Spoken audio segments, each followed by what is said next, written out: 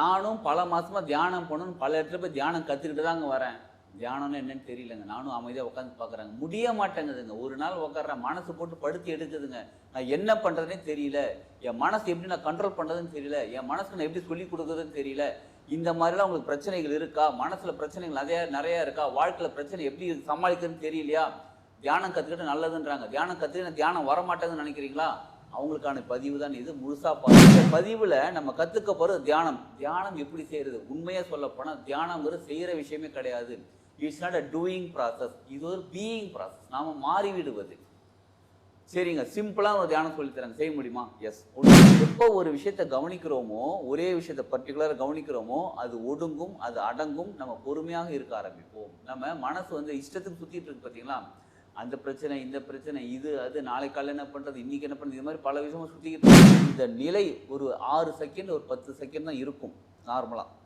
அந்த நேரத்தில் நமக்கு கிடைக்கக்கூடிய பிரபஞ்ச சக்தி இருக்குது பாருங்கள், அந்த சக்தி தான் நம்மளை வாழ்க்கையில் சூப்பராக டெவலப் பண்ணி கொண்டு போகக்கூடிய நேரம். அது ரொம்ப ரொம்ப ரொம்ப ரொம்ப முக்கியமான நேரம் அது. நானும் பல மாதமாக தியானம் பண்ணணும், பல இடத்துல போய் தியானம் கற்றுக்கிட்டு தாங்க வரேன். தியானம்னு என்னன்னு தெரியலங்க. நானும் அமைதியாக உட்காந்து பார்க்குறாங்க, முடிய மாட்டேங்குதுங்க. ஒரு நாள் உட்கார்றேன், மனசு போட்டு படுத்து எடுக்குதுங்க. நான் என்ன பண்ணுறதுனே தெரியல, என் மனசு எப்படி நான் கண்ட்ரோல் பண்ணுறதுன்னு தெரியல, என் மனசுக்கு நான் எப்படி சொல்லிக் கொடுக்குறதுன்னு தெரியல. இந்த மாதிரிலாம் உங்களுக்கு பிரச்சனைகள் இருக்கா? மனசில் பிரச்சனைகள் நிறையா இருக்கா? வாழ்க்கையில் பிரச்சனை எப்படி சமாளிக்கிறதுன்னு தெரியலையா? தியானம் கற்றுக்கிட்டு நல்லதுன்றாங்க. தியானம் கற்றுக்கிட்டு தியானம் வரமாட்டேங்குதுன்னு நினைக்கிறீங்களா? அவங்களுக்கான பதிவு தான் இது. முழுசாக பாருங்கள். வாழ்க வளமுடன். Healing hands education healing centre தங்கள் அன்புடன் வரவேற்கிறது. இந்த பதிவில் நம்ம கற்றுக்க போகிறது தியானம். தியானம் எப்படி செய்கிறது? உண்மையாக சொல்ல போனால் தியானங்கிறது செய்கிற விஷயமே கிடையாது. It's not a doing process, இது ஒரு பீயிங் ப்ராசஸ். நாம் மாறிவிடுவது. சரிங்க, சிம்பிளாக ஒரு தியானம் சொல்லித்தராங்க, செய்ய முடியுமா? எஸ். ஒன்றும் இல்லைங்க. கண்ணை மூடிக்கோங்க, நேரம் நிமிந்து உட்காருங்க. மூச்சு காற்றை மட்டும் கவனிங்க. உள்ளுக்குள்ளே போதா மூச்சு காற்று? எஸ். வெளில வருதா மூச்சு காற்று? இவ்வளோதாங்க. இதை பண்ணால் இதோட தான் தியானம் கேட்டால் இது தியானம் கிடையாது. நல்லா கவனிச்சுக்கோங்க. மூச்சு காற்றை கவனிக்கிறதுங்கிறது ஒரு கவனிக்கக்கூடிய நிலை.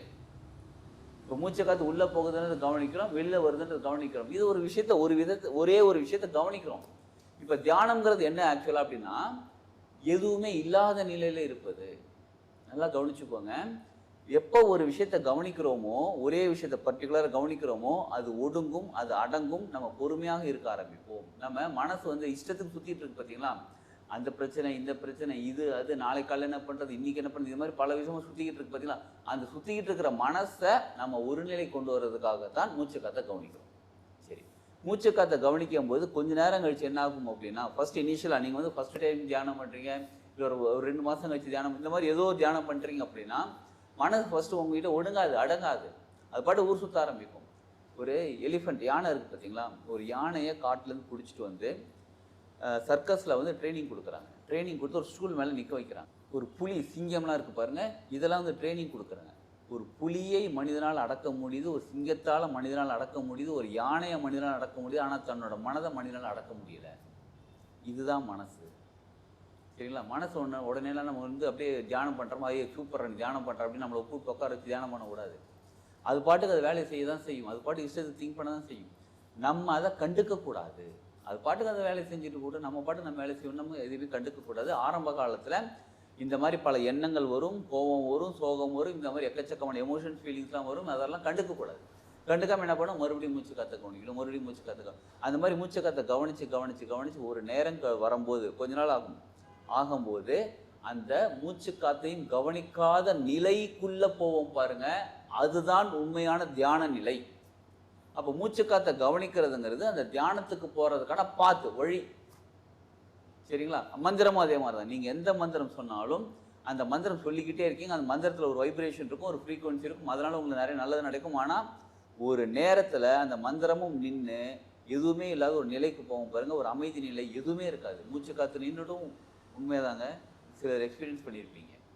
மூச்சு காற்று நின்றுடும், நமக்கே தெரியாது, எதுவுமே இருக்காது, மனமற்ற நிலையில் இருக்கும். அதுதான் உண்மையான தியான நிலை. அந்த நிலை ஒரு 6 செகண்ட் ஒரு 10 செகண்ட் தான் இருக்கும் நார்மலாக. அந்த நேரத்தில் நமக்கு கிடைக்கக்கூடிய பிரபஞ்ச சக்தி இருக்குது பாருங்கள், அந்த சக்தி தான் நம்மளை வாழ்க்கையில் சூப்பராக டெவலப் பண்ணி கொண்டு போகக்கூடிய நேரம். அது ரொம்ப ரொம்ப ரொம்ப ரொம்ப முக்கியமான நேரம் அது.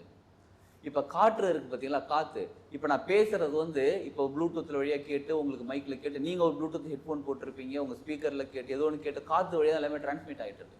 அப்போ அப்போ சவுண்டுங்கிறது காற்று வழியாக வந்துகிட்டு இருக்கு. அதில் ஒரு ஃப்ரீக்வன்சி காற்று வழியாக வந்துகிட்டு இருக்கு, வைப்ரேஷன் காற்று வழியாக வந்துகிட்டு இருக்கு. லைட் வெளிச்சம் பார்த்துருக்கீங்களா? லைட் வெளிச்சம் தான் பார்த்துட்டுமே, வெளிச்சத்தை பார்க்க முடியாது. அதாவது இப்போ ஒரு லைட் எரிஞ்சிக்கிட்டு இருக்குங்க, ஒரு டேபிள் இருக்கு, அந்த லைட் வந்து டேபிளில் படுறதுனால டேபிளில் ரிஃப்ளெக்ட் ஆகி நமக்கு தெரியுது, டேபிள் தெரியுது, அது கலர் தெரியுது, டேபிள் தெரியுது நமக்கு. இந்த லைட்டுக்கும் டேபிளுக்கும் நடுவில் இருக்கக்கூடிய ஸ்பேஸ் இருக்கு பாருங்க, அந்த இடத்துல உங்களால் லைட் வெளிச்சத்தை பார்க்க முடியுமானா முடியாது. எஸ், ஏன்னா லைட் வெளிச்சம்ங்கிறது வந்து காற்றுல டிரான்ஸ்மிட் ஆகிறது கிடையாது. லைட் வெளிச்சம்ங்கிறது காற்றுல ட்ராவல் ஆகிறது கிடையாது, ஸ்பேஸில் ட்ராவல் ஆகுறது. ஸ்பேஸ்னா என்னன்னு கேட்கலாம், ஆகாயத்தில் ட்ராவல் ஆகுறது. ஆகாயம் நம்ம மேலே வானம் அது கிடையாது, நம்ம இருக்கிற இடத்துல ஸ்பேஸ் எம்டினஸ் ஒன்றுமே இல்லாதான் அந்த ட்ராவல் ஆகுறது. அதே மாதிரி பிரபஞ்ச சக்தின்னு சொல்கிறோம் பாருங்க, பிராணசக்தி பிரபஞ்ச சக்திங்கிறது. இந்த பிரபஞ்ச சக்தியும் அந்த ஸ்பேஸில் ட்ராவல் ஆகுறது. எப்போ நம்ம மனசில் எண்ணங்கள் வந்துக்கிட்டு இருக்கோம், மூச்சு காற்று உள்ளே போயிட்டு இருக்கோம், அது ஒரு நமக்கு இந்த சக்தி கிடச்சிக்கிட்டே இருக்கும். மூச்சு காற்றுவே சக்தி உள்ளே போகிறது எல்லாமே கிடச்சிக்கிட்டு தான் இருக்கும். அந்த மூச்சு காற்று நிற்கும் போது தான் பிரபஞ்ச சக்தி நமக்கு கிடைக்க ஆரம்பிக்கும் உள்ளுக்குள்ள. அந்த இறை சக்தின்னு சொல்கிற பாருங்க, அது கிடைக்க ஆரம்பிக்கும். ஏன்னா எதுவுமே இல்லாத இடத்துல தான் அது ஃப்ளோ ஆக ஆரம்பிக்கும். இதை பற்றி டீட்டெயில் நீங்கள் நிறைய தெரிஞ்சுக்கணும் அப்படின்னா சில பயிற்சிகள் நம்ம சொல்லித்தரோம், அந்த பயிற்சிகளை கற்றுக்கலாம். நீங்கள் அதில் இன்னும் டீட்டெயிலாக நம்ம எக்ஸ்பிளைன் பண்ணுவோம், அது எப்படி நடக்குதுன்னு ப்ராக்டிக்கலாக நீங்கள் அனுபவிக்கலாம். இப்போ நீங்கள் என்ன பண்ணுங்கள், தியானம் பண்ணுறதுக்கு கண்ணை மூடி அமைதியாக உட்காந்துக்கோங்க. தினமும் ஒரே இடமா உட்காந்தா ரொம்ப சிறப்பு, ஒரே நேரமாக இருந்தால் ரொம்ப ரொம்ப சிறப்பு. அதுவும் காலையில் இந்த பிரம்ம முகூர்த்தம்னு சொல்லக்கூடிய 6 மணிக்கு முன்னாடி செய்கிறது ரொம்ப ரொம்ப சிறப்பு. 5 நிமிஷம் செய்யுங்க போதும். ஆரம்பத்தில் ஒரு இடத்துல போய் உட்காந்துக்கோங்க, கண்ணை உங்கள் கம்ஃபர்டபுளாக உட்காந்துக்கோங்க. முக்கியமான விஷயம், முதுகு தண்டு கழுத்து தலை 3 நேர்கோட்டில் இருக்கணும், உள்ளங்கை 2 மேல் நோக்கி வச்சுக்கோங்க.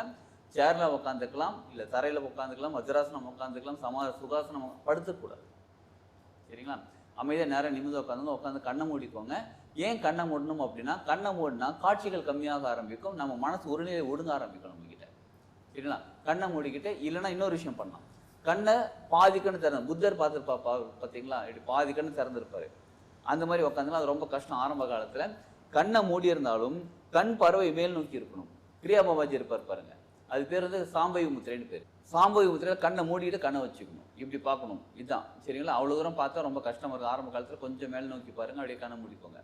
இப்போ என்ன ஆகும் அப்படின்னா, தூக்கம் வராது, தியான நிலைக்குள்ளே போவோம். கவனம் ஒரு இடத்துல இருக்கும், மூச்சு கத்தை மட்டும் கவனிப்போம், எண்ணங்களும் அதிகமாக வெளில ஓடாது. இதை செஞ்சு செய்ய ப்ராக்டிஸ் பண்ண எந்த ஒரு விஷயமும் ப்ராக்டிஸ் பண்ண நமக்கு வந்து சேரும். அந்த நிலையில் இருந்து நீங்கள் அந்த எம்டினஸ்குள்ளே போகும்போது அந்த பிரபஞ்ச சக்தி உங்களுக்குள்ள அந்த 10-15 செகண்ட் தான் வந்து சேரும். அந்த சேர்றதுக்குள்ளே போன பிறகு நம்ம வாழ்க்கை எவ்வளோ பெரிய விஷயத்தில் டிரான்ஸ்ஃபர்மேஷன் ஆகும் தெரியுங்களா?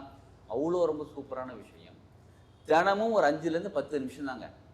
உங்கள் வாழ்க்கை முன்னேறதுக்கு, உங்கள் வாழ்க்கை சிறப்பாக இருக்கிறதுக்கு, நீங்கள் நல்லா இருக்கிறதுக்கு, உங்கள் கடன் பிரச்சனை பொருளாதாரம் வந்து சேருவதற்கு, குடும்பத்தில் கூட பிரச்சனை சரியாகிறதுக்கு எல்லாத்துக்குமே இந்த ஒரு தியானம் போதும். இந்த ஒரு தியானம் நிச்சயமாக போதும். ஆரம்ப காலத்தில் ஏற்கனவே நான் பல தியானம் பண்ணிக்கிட்டு இருக்கனாலும் பரவாயில்ல, இந்த தியானம் பண்ணுங்க. உங்கள் வாழ்க்கையில் எவ்வளோ பெரிய டிரான்ஸ்ஃபர்மேஷன் நடக்குதுன்னு பாருங்க. சரிங்களா? இதை பற்றி டீட்டெயில் ஏதாவது இன்னும் நிறைய சந்தேகங்கள் தான் நீங்கள் கால் பண்ணுங்க, அப்பாயின்மெண்ட் வாங்கி நம்ம பேசலாம். நம்ம வாழ்க்கை மகிழ்ச்சியாக சந்தோஷமாக ஜாலியாக ஹாப்பியாக இருக்க ஆரம்பிக்குங்க. சரிங்களா? தியானம் பண்ணுவோம், வாழ்க்கையில் முன்னேறுவோம். வாழ்க வளமுடன்.